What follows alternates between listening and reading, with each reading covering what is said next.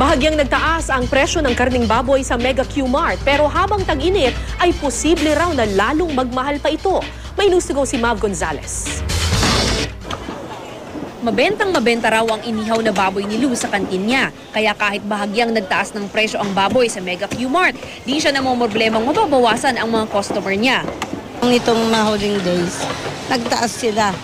Taas nga sila ng 5 pesos. May naapekto man naman ho yung bilang ng bumibili sa inyo, ma'am? Hindi rin. Hindi rin. Kasi siguro sa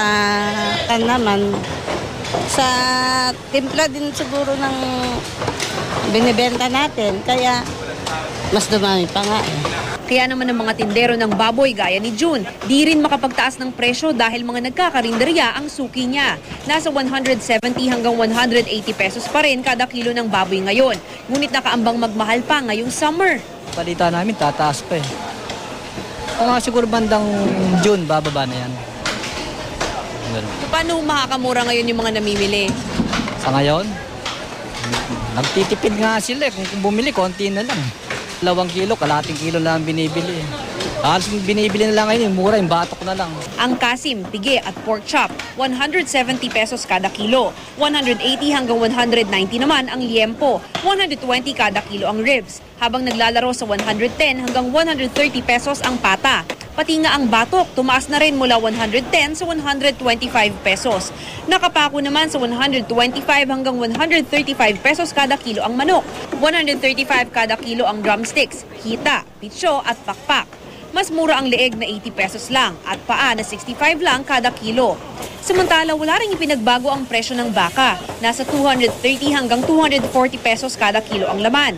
180 hanggang 200 pesos naman ang ribs. Yung mga bilang ng bumibili sa inyo naapektuhan ho ba ngayong summer? Medyo kasi tag-init. Iba ayaw kumain ng karne dahil mainit daw. Kumbaga sa baka ma-high blood. Medyo bawas bili ka. Mga gulay lang, ganun. Hindi naman ganun karami ang bumibili ng gulay. Hindi naman tumaas. Pero marami ho bang bumibili sa atin ngayong summer? Hindi naman masyado. Matumal pa rin. 80 pesos kada kilo ang bawang at lettuce. 55 pesos ang patatas, habang 45 pesos ang sibuyas at repolyo.